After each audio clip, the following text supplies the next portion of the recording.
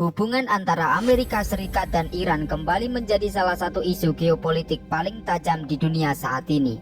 Dalam beberapa pekan terakhir, ketegangan meningkat drastis melalui serangkaian serangan militer dan ancaman retaliasi yang melibatkan kedua negara serta sekutu-sekutunya, termasuk operasi udara bersama antara Amerika Serikat dan Israel terhadap wilayah Iran dan respon rudal Iran di kawasan Teluk Arab. Ketegangan ini memicu kekhawatiran global akan eskalasi konflik berskala besar dan mengundang reaksi dari berbagai negara yang menyerukan penahanan diri dan penyelesaian melalui diplomasi. Dalam konteks konflik yang terus berkembang inilah, ketegangan antara Washington dan Teheran bukanlah sesuatu yang terjadi dalam semalam. Titik awal dari hubungan yang tegang tersebut dapat ditelusuri kembali ke sebuah peristiwa dramatis yang terjadi lebih dari 4 dekade lalu. Peristiwa itu terjadi pada akhir 1970-an ketika puluhan warga Amerika ditahan secara paksa di dalam gedung kedutaan mereka sendiri. Kini, sejarah tersebut menjadi landasan penting untuk memahami bagaimana dinamika antara kedua negara berkembang hingga titik di mana masalah nuklir, kebijakan militer, dan pertikaian politik saling berpotongan. Peristiwa itu dengan dampak panjang yang tak lekang oleh waktu menjadi kristal awal dari hubungan diplomatik yang rusak dan ketidakpercayaan yang membayangi hingga masa kini. Sebelum kita menyelami detail krisis tersebut, kita akan terlebih dahulu melihat kondisi politik dan sosial yang menjadi latar lahirnya konflik besar itu. Dan inilah Iran post-type krisis.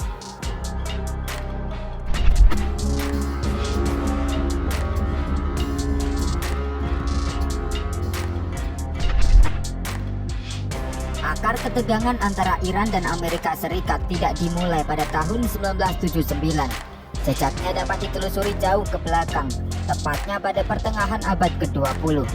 Pada masa Perang Dunia Kedua, Iran diduduki oleh Inggris dan Uni Soviet. Kedua negara tersebut memaksa Reza Shah Pahlavi turun tahta dan menyerukan kekuasaan kepada putranya, Mohammad Reza Pahlavi. Secara resmi, invasi itu disebut sebagai langkah pencegahan agar Iran tidak berpihak kepada Jerman Nazi. Namun, banyak pihak meyakini bahwa kepentingan utama saat itu adalah kendali atas wilayah strategis dan sumber daya minyak Iran.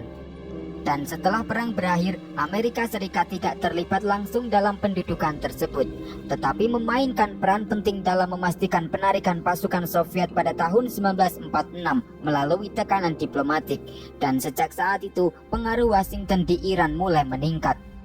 Memasuki dekade 1950-an, situasi politik dalam negeri Iran memanas. Perdana Menteri Mohammad Mossadegh muncul sebagai figur populer yang menuntut agar keuntungan minyak Iran tidak lagi didominasi oleh perusahaan asing, khususnya Anglo-Iranian Oil Company milik Inggris. Mossadegh mendorong nasionalisasi industri minyak dan memperjuangkan kedaulatan ekonomi Iran. Langkah tersebut memicu konflik dengan Inggris. Ketegangan ekonomi berkembang menjadi krisis politik. Dan pada tahun 1953, Badan Intelijen Amerika Serikat CIA bersama Dinas Intelijen Inggris yaitu M16 mendukung operasi rahasia untuk menggulingkan Mossadegh. Operasi ini dikenal dengan nama sandi Operasi Ayak. Kudeta tersebut pun berhasil, Mossadegh dijatuhkan dan Mohammad Reza Pahlavi memperoleh kekuasaan yang jauh lebih besar. Sejak saat itu, sistem pemerintahan berubah menjadi semakin terpusat pada monarki, oposisi dibungkam, dan unsur-unsur yang dianggap tidak setia disingkirkan. Amerika Serikat terus memberikan dukungan politik dan keamanan kepada Shah. CIA membantu melatih dan memperkuat aparat intelijen Iran. Dalam konteks Perang Dingin, Iran dipandang sebagai sekutu penting untuk membendung pengaruh Soviet di kawasan Timur Tengah. Namun, stabilitas yang terlihat di permukaan menyimpan ketidakpuasan yang perlahan tumbuh. Ketimpangan ekonomi, pembatasan kebebasan politik, dan pengaruh asing dalam urusan domestik menjadi bahan bakar yang pada akhirnya akan memicu gelombang perlawanan besar. Ini adalah fondasi sejarah yang membentuk persepsi banyak warga Iran terhadap Amerika Serikat. Dari sinilah benih ketidakpercayaan mulai tertanam, dan dampaknya akan terasa puluhan tahun kemudian. Memasuki akhir dekade 1970-an, situasi politik Iran semakin rapuh. Gelombang demonstrasi meluas di berbagai kota. Ketidakpuasan yang telah lama terpendam kini berubah menjadi gerakan terbuka yang menuntut perubahan sistem pemerintahan. Di tengah kondisi tersebut, hubungan antara Washington dan Teheran tetap terlihat erat. Pada malam tahun baru 1977, Presiden Amerika Serikat saat itu, Jimmy Carter, menghadiri jamuan kenegaraan di Teheran dan secara terbuka memuji kepemimpinan Shah Mohammad Reza Pahlavi. Pernyataan itu dimaksudkan sebagai bentuk dukungan terhadap sekutu lama Amerika di kawasan. Namun bagi banyak warga Iran yang menentang monarki, pujian tersebut justru memperkuat keyakinan bahwa Amerika Serikat berada di belakang pemerintahan yang mereka anggap menindas. Ketika revolusi mulai meletus pada awal 1979 dan Ayatollah Ruhollah Khomeini kembali dari pengasingan, suasana di sekitar kedutaan besar Amerika di Teheran menjadi tegang. Gedung itu sempat diduduki dan beberapa staf mengalami penahanan singkat. Kerusakan akibat lemparan batu dan tembakan membuat keamanan diperketat. Jumlah pegawai kedutaan pun dikurangi secara drastis. Pemerintahan Carter berupaya menyesuaikan diri dengan perubahan politik yang terjadi. Amerika Serikat mencoba menjalin hubungan dengan pemerintahan baru yang terbentuk setelah jatuhnya Shah, sambil tetap mempertahankan kerjasama militer yang telah berjalan sebelumnya. Harapannya, situasi dapat dikendalikan dan hubungan bilateral tidak sepenuhnya runtuh. Namun, sebuah keputusan pada Oktober tahun 1979 mengubah keadaan secara signifikan. Shah yang sedang sakit parah diizinkan masuk ke Amerika Serikat untuk menjalani perawatan medis di New York. Langkah ini sebenarnya telah dipertimbangkan dengan hati-hati karena resiko politiknya sangat besar. Beberapa pejabat memahami bahwa tindakan tersebut dapat memicu kemarahan di Iran. Meski demikian, tekanan dari sejumlah tokoh berpengaruh di Amerika mendorong pemerintah untuk menyetujui permintaan itu. Bagi kelompok revolusioner di Iran, keputusan tersebut dipandang sebagai bukti bahwa Washington masih melindungi mantan penguasa mereka. Isu bahwa Amerika Serikat mungkin sedang menyiapkan skenario untuk mengembalikan Shah ke tampuk kekuasaan mulai beredar luas. Retorika anti-Amerika semakin keras. Khomeini secara terbuka menyebut Amerika sebagai setan besar dan menuduhnya berupaya menggagalkan revolusi. Di saat yang sama, ketidakpercayaan juga muncul terhadap pemerintahan sementara Iran yang dipimpin oleh Perdana Menteri Mehdi Bazargan. Sebagian kelompok revolusioner menilai pemerintah tersebut terlalu lunak dan berpotensi membuka kembali hubungan dengan Amerika Serikat. Dalam suasana yang penuh kecurigaan dan kemarahan itulah, gagasan untuk mengambil langkah drastis mulai berkembang di kalangan mahasiswa revolusioner. Mereka melihat sebuah tindakan simbolis sebagai cara untuk menekan Amerika Serikat sekaligus memperkuat arah revolusi di dalam negeri. Dan beberapa hari kemudian, rencana tersebut diwujudkan. Sebuah aksi yang pada awalnya disebut sebagai protes berubah menjadi awal dari salah satu krisis diplomatik paling panjang dalam sejarah modern.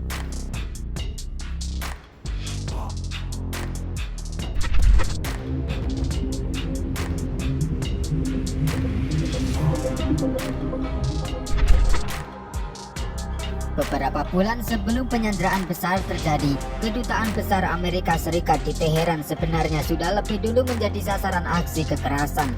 Pada 14 Februari tahun 1979, hanya beberapa hari setelah revolusi mencapai puncaknya, kelompok bersenjata dari organisasi gerilyawan Fedai Rakyat Iran menyerbu kompleks diplomatik tersebut. Dalam serangan itu, seorang marinir Amerika bernama Kenneth Krause ditangkap dan terluka. Situasi berkembang cepat dan berbahaya. Duta Besar Amerika saat itu, William Sullivan, memilih menyerahkan kendali sementara gedung demi mencegah pertumpahan darah lebih lanjut. Dengan bantuan Menteri Luar Negeri Iran, Ebrahim Yazdi, kedutaan berhasil dikembalikan ke pihak Amerika dalam waktu sekitar 3 jam. Namun krisis belum sepenuhnya selesai. Krause sempat diculik, disiksa, diadili secara sepihak, bahkan dijatuhi hukuman mati. Melalui tekanan diplomatik intensif, pembebasannya berhasil diamankan beberapa hari kemudian. Insiden ini kemudian dikenal sebagai Rumah Terbuka Hari Valentine. Peristiwa tersebut menunjukkan bahwa situasi keamanan di Teheran sudah sangat tidak stabil. Namun, yang terjadi pada Februari itu belum menjadi titik balik besar dalam hubungan kedua negara.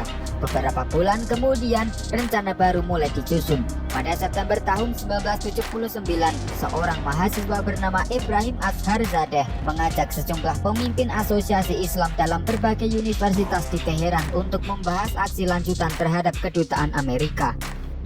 Dalam pertemuan awal, sempat muncul perdebatan mengenai target yang akan dipilih. Sebagian mengusulkan kedutaan besar Uni Soviet dengan alasan ideologis. Namun kelompok yang lebih besar menilai Amerika Serikat sebagai simbol utama campur tangan asing di Iran. Tujuan mereka pada tahap awal sebenarnya terbatas. Mereka berencana menduduki kedutaan selama beberapa jam atau beberapa hari untuk menyampaikan pesan politik kepada dunia. Mereka ingin menunjukkan penolakan terhadap kebijakan Amerika, terutama setelah sah diterima di Amerika Serikat. Para mahasiswa mempelajari sistem keamanan kedutaan dengan cermat. Mereka mengamati pola penjagaan dari gedung-gedung sekitar dan memanfaatkan pengalaman pendudukan sebelumnya. Dukungan juga dicari dari unsur-unsur tertentu di dalam negeri, termasuk sebagian anggota Garda Revolusi. Mereka tidak secara langsung meminta persetujuan dari Ayatollah Khomeini sebelum menjalankan rencana tersebut. Beberapa penyelenggara senior bahkan kemudian menyatakan bahwa keputusan itu diambil secara independen. Namun, terdapat tokoh agama yang memahami bahwa jika aksi itu sudah berjalan dan mendapat dukungan massa luas, akan sulit bagi Khomeini untuk menolaknya secara terbuka. Situasi politik saat itu membuat pemerintahan sementara berada dalam posisi yang lemah. Di balik semua perencanaan itu, terdapat satu ketakutan utama, yaitu kemungkinan terjadinya kudeta baru yang didukung oleh Amerika Serikat, seperti yang pernah terjadi pada tahun 1953. Bagi sebagian mahasiswa revolusioner, tindakan langsung dianggap sebagai langkah pencegahan terhadap ancaman tersebut.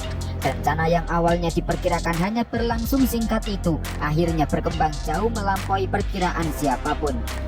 Dalam waktu singkat, aksi protes berubah menjadi krisis internasional yang akan mengguncang hubungan dua negara selama puluhan tahun.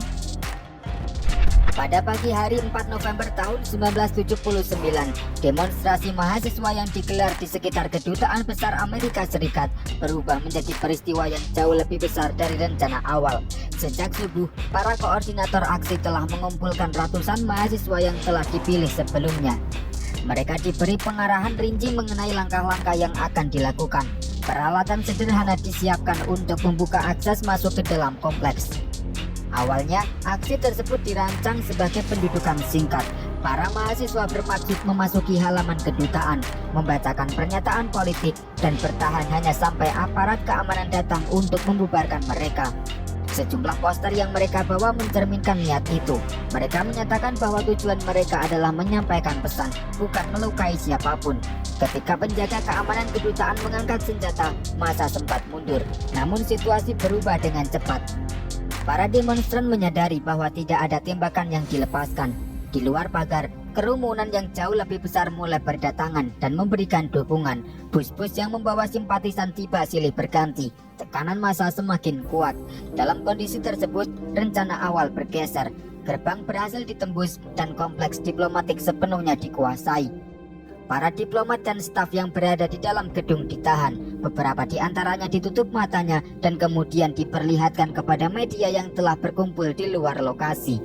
Perkembangan ini menciptakan dilema bagi pemerintahan Iran. Menteri Luar Negeri Ebrahim Yazdi sempat melaporkan kejadian tersebut kepada Ayatollah Khomeini. Pada awalnya, ia menerima kesan bahwa aksi itu seharusnya dihentikan. Namun tidak lama kemudian, Khomeini menyampaikan pernyataan yang justru mendukung pendudukan tersebut. Ia menyebutnya sebagai bagian dari kelanjutan revolusi dan menggambarkan kedutaan sebagai pusat kegiatan intelijen Amerika. Dengan dukungan dari otoritas tertinggi negara, posisi para mahasiswa semakin kuat. Pemerintahan sementara kehilangan kendali atas situasi. Di dalam kompleks, kondisi semakin tidak menentu. Beberapa staf yang tidak berada di tempat saat pendudukan sempat mencoba menghindari penangkapan, tetapi sebagian akhirnya ditemukan dan dibawa kembali sebagai sandera. 6 diplomat berhasil lolos dan bersembunyi dengan bantuan pejabat Kanada. Mereka dipindahkan secara rahasia dari satu tempat ke tempat lain selama beberapa minggu sebelum akhirnya berhasil keluar dari Iran dalam sebuah operasi penyamaran yang melibatkan pemerintah Kanada dan Badan Intelijen Amerika. Sementara itu, daftar resmi warga Amerika yang ditahan mulai disusun oleh Departemen Luar Negeri di Washington. Krisis yang awalnya diperkirakan hanya berlangsung beberapa jam kini telah berubah menjadi kebuntuan diplomatik tanpa batas waktu yang jelas.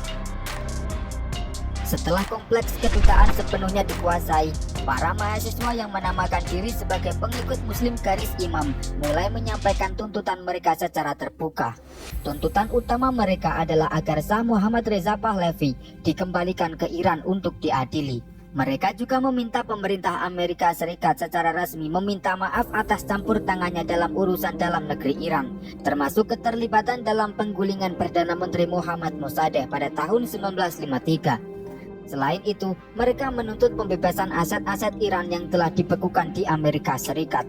Pihak Amerika menyatakan bahwa Shah berada di negaranya semata-mata untuk menjalani perawatan medis. Namun bagi kelompok revolusioner, alasan tersebut tidak dapat diterima. Mereka melihatnya sebagai bukti bahwa Washington masih melindungi figur yang dianggap bertanggung jawab atas puluhan tahun penindasan. Penahanan para sandera kemudian menjadi bagian dari dinamika politik dalam negeri Iran. Krisis ini mempersatukan berbagai faksi di bawah satu isu bersama, yaitu perlawanan terhadap Amerika Serikat.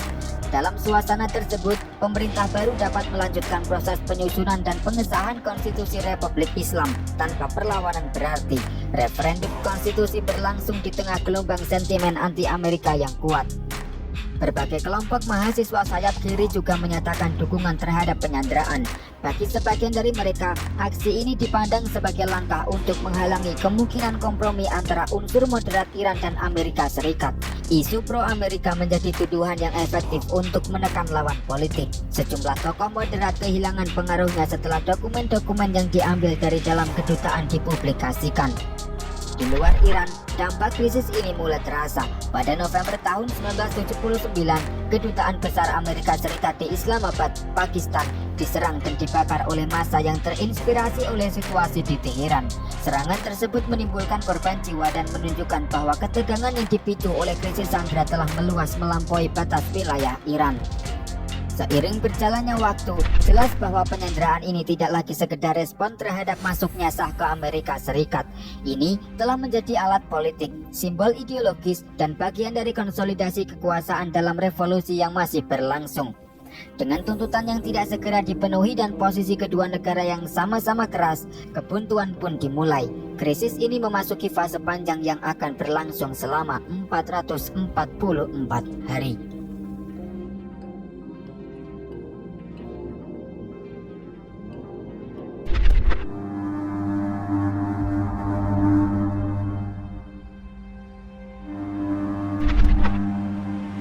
Pada minggu-minggu awal, sebagian sandera dibebaskan. Seorang perempuan dan 2 warga Afrika Amerika dilepaskan pada pertengahan November tahun 1979. Para penyandera menyatakan bahwa mereka menghormati kelompok yang mereka sebut sebagai minoritas tertindas. Beberapa hari kemudian, sejumlah sandera lainnya juga dipulangkan.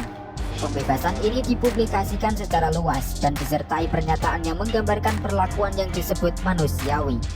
Namun sebagian besar tetap ditahan. Setelah upaya penyelamatan militer Amerika yang gagal pada April tahun 1980, para sandera dipindahkan dari kompleks kedutaan dan disebar ke berbagai lokasi di Iran. Tujuannya jelas, mencegah kemungkinan operasi serupa di masa depan. Pemindahan ini membuat kondisi mereka semakin tidak menentu. 3 pejabat diplomatik senior yang berada di Kementerian Luar Negeri Iran saat pengambil alihan tidak langsung dipenjara bersama yang lain. Mereka ditahan terpisah dan hidup dalam pengawasan ketat. Pada awalnya, mereka diperlakukan sesuai status diplomatik. Tetapi situasi berubah setelah pemerintahan sementara runtuh. Pembatasan diperketat dan kebebasan mereka semakin dibatasi. Pada pertengahan tahun 1980, sebagian sandera ditempatkan di penjara-penjara di Teheran. Beberapa bulan kemudian, mereka dipindahkan lagi ke sebuah rumah besar di kota tersebut hingga menjelang pembebasan. Perpindahan berkali-kali ini menambah tekanan mental karena mereka tidak pernah mengetahui apa yang akan terjadi selanjutnya. Pihak Iran secara resmi menyatakan bahwa para sandera diperlakukan sebagai tamu. Pernyataan tersebut disampaikan berulang kali dalam propaganda domestik dan internasional. Namun kesaksian para sandera setelah mereka dibebaskan menggambarkan pengalaman yang berbeda. Banyak dari mereka melaporkan tangan mereka diikat selama berhari-hari, bahkan berminggu-minggu. Mereka sering ditutup matanya saat dipindahkan atau diinterogasi. Sebagian ditempatkan dalam sel isolasi untuk waktu yang lama. Komunikasi antar sandera dibatasi, bahkan dilarang sepenuhnya dalam periode tertentu.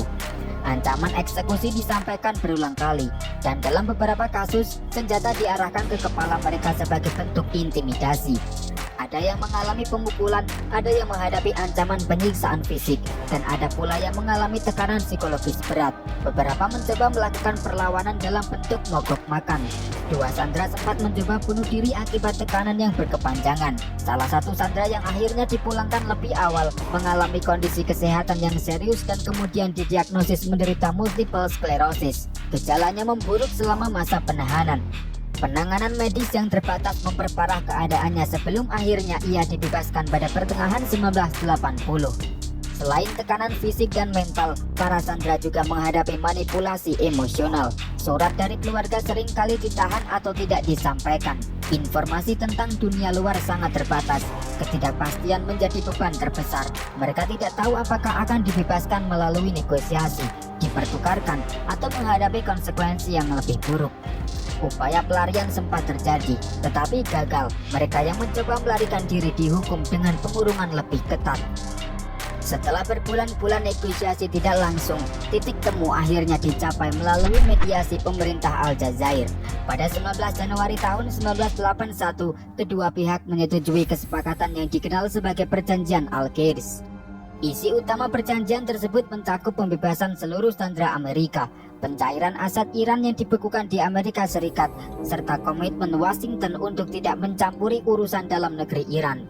Selain itu, dibentuk sebuah tribunal internasional di Den Haag untuk menyelesaikan klaim keuangan antara warga dan pemerintah kedua negara. Keesokan harinya, tanggal 20 Januari tahun 1981, momen pembebasan akhirnya terjadi. Waktu pelepasan itu menjadi perhatian dunia karena berlangsung hanya beberapa menit setelah Ronald Reagan resmi dilantik sebagai Presiden Amerika Serikat. Saat Ronald Reagan menyampaikan pidato pelantikannya, 52 sandera Amerika secara resmi dibebaskan dari penahanan. Keputusan Iran untuk menunggu hingga pergantian kepemimpinan di Washington memunculkan berbagai spekulasi dan teori. Namun secara resmi, pembebasan tersebut dilakukan sebagai bagian dari pelaksanaan perjanjian Algiers yang baru saja ditandatangani. Para sandera diterbangkan dari Teheran menggunakan pesawat komersial Air Algir menuju Algiers, Aljazair. Di sana, mereka secara simbolis diserahkan kepada perwakilan Amerika Serikat sebagai bentuk penghargaan atas peran Aljazair dalam menyelesaikan krisis. Dari Aljazair, penerbangan dilanjutkan ke pangkalan udara Rhein-Main di Jerman Barat, kemudian ke fasilitas medis Angkatan Udara di West Baden. Di lokasi tersebut, mantan Presiden Jimmy Carter hadir sebagai utusan khusus untuk menyambut mereka. Para sandera menjalani pemeriksaan kesehatan menyeluruh dan menerima pengarahan sebelum melanjutkan perjalanan. Setelah itu, mereka singgah di Shannon, Irlandia, untuk pengisian bahan bakar. Di sana, kerumunan masyarakat menyambut kedatangan mereka dengan antusias. Perjalanan kemudian berlanjut ke pangkalan Garda Nasional Udara Stewart di Newburgh, New York. Dari Newburgh, rombongan dibawa ke Akademi Militer Amerika Serikat di West Point dan menginap selama beberapa hari di Hotel Thayer. Sepanjang perjalanan, mereka menerima sambutan luas dari masyarakat yang berkumpul di berbagai titik. 10 hari setelah kembali ke tanah air, para sandera diarak dalam parade pita kertas di New York City melalui jalur yang dikenal sebagai Canyon of Heroes. Sambutan tersebut menandai berakhirnya salah satu krisis diplomatik paling panjang dalam sejarah modern Amerika Serikat. Meski penyanderaan telah berakhir, dampaknya tidak berhenti pada hari pembebasan. Hubungan diplomatik kedua negara tetap terputus, dan ketegangan yang terbentuk selama 444 hari itu akan mempengaruhi kebijakan luar negeri serta dinamika politik di kawasan selama bertahun-tahun berikutnya.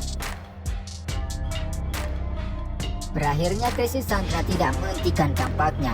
Justru setelah pembebasan, konsekuensi geopolitik dan politik dalam negeri mulai terlihat lebih jelas. Kurang dari 1 tahun setelah penyanderaan dimulai, Irak di bawah kepemimpinan Saddam Hussein melancarkan invasi ke Iran. Sejumlah analis menilai bahwa perubahan drastis hubungan antara Amerika Serikat dan Iran dari sekutu dekat menjadi musuh terbuka menciptakan perhitungan baru di kawasan. Irak melihat Iran yang sedang terisolasi secara internasional sebagai peluang strategis.